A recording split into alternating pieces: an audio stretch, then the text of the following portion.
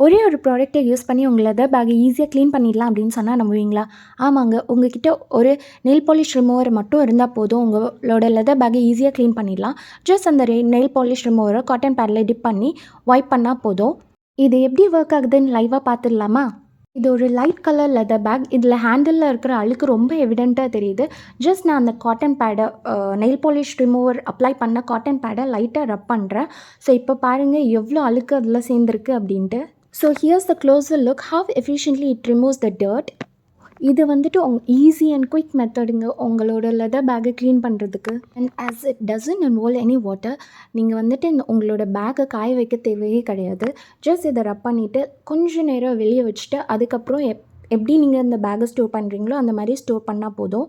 So உங்களோட pack will be perfectly all ரைட்டுங்க. Please do try this method and thank me in the comment box later. Bye.